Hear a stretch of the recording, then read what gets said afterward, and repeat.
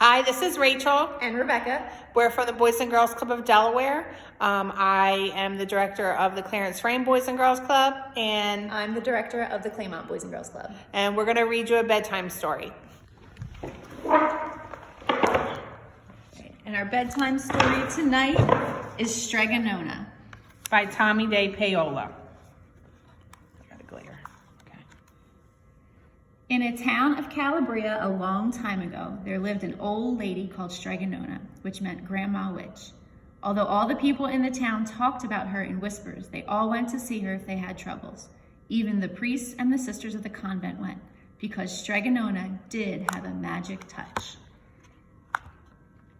She could cure a headache with oil and water and a hairpin. And she had special potions for the girls who wanted husbands. And she was very good at getting rid of warts. But Strega Nona was getting old, and she needed someone to help her keep her little house and garden. So she put up a sign in the town square.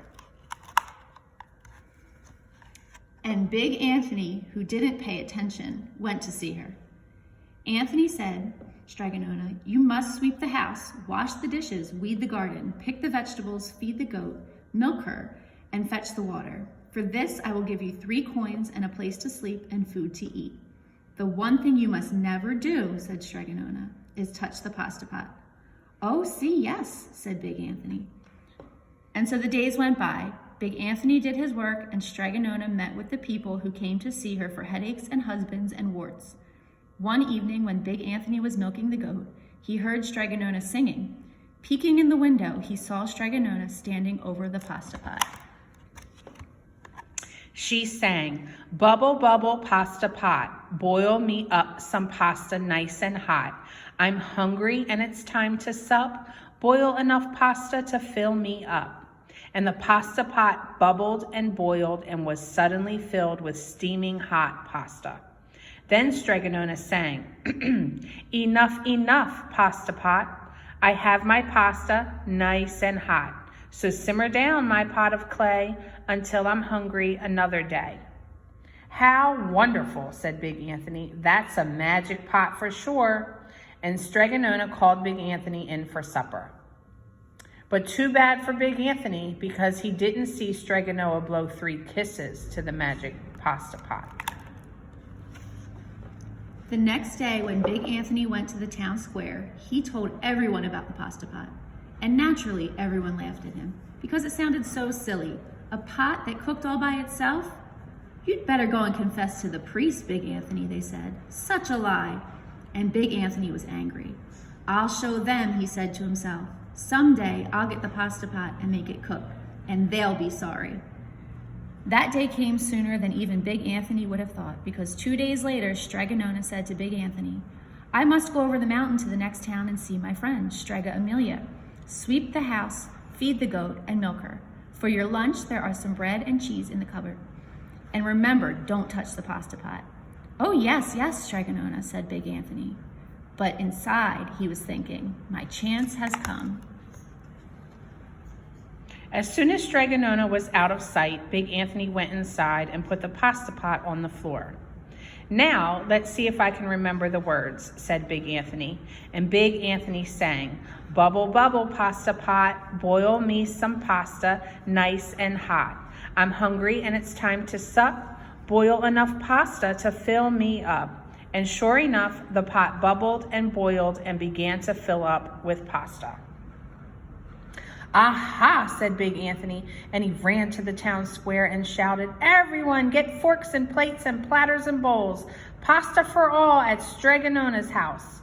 Big Anthony has made the magic pasta pot work." Of course, everyone laughed, but ran home to get forks and plates and platters and bowls.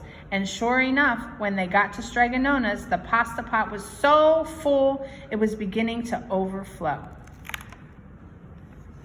Big Anthony was a hero. He scooped out pasta and filled plates and platters and bowls. There was more than enough for all the townspeople, including the priests and the sisters from the convent, and some people came back for 2 and 3 helpings, but the pot was never empty.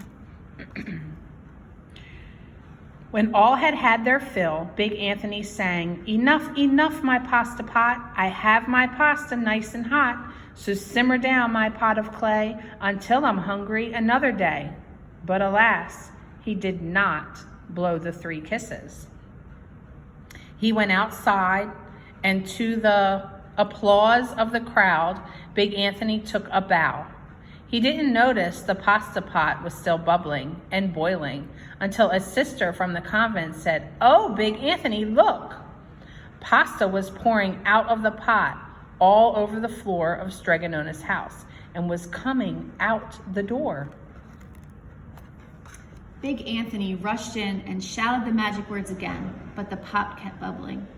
He took the pot off the floor, but the pasta kept on pouring from it.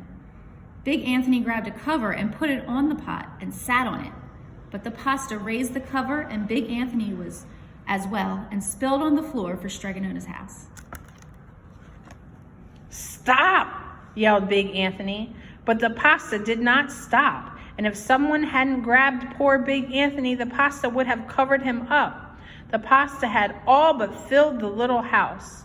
Out of the windows and through the doors came the pasta, and the pot kept right on bubbling. The townspeople began to worry. "Do something, Big Anthony," they shouted. Big Anthony sang the magic song again, but without the 3 kisses, it did no good. By this time, the pasta was on its way down the road, and all the people were running to keep ahead of it. "We must protect our town from the pasta," shouted the mayor. "Get mattresses, tables, doors, anything to make a barricade." But even that didn't work. The pot kept bubbling and pasta kept coming. "We are lost," said the people, and the priests and the sisters began praying. "The pasta will cover our town," they cried, and it certainly would have had Strega Nona not come down the road, home from her visit. She didn't have to look twice to know what had happened. She sang the magic song and blew the 3 kisses, and with a sputter, the pot stopped boiling and the pasta came to a halt. Sorry. Oh, gracia! Thank you, Strega Nona, the people cried. But then they turned on poor Big Anthony. "String him up," the men of the town shouted. "Now wait," said Strega Nona. "The punishment must fit the crime." And she took a fork from a lady standing nearby and held it out to Big Anthony. "All right, Anthony, you wanted pasta from my magic pasta pot," Strega Nona said, "and I want to sleep in my little bed tonight. So, start eating." And he did. Poor Big Anthony. Look at his fat belly.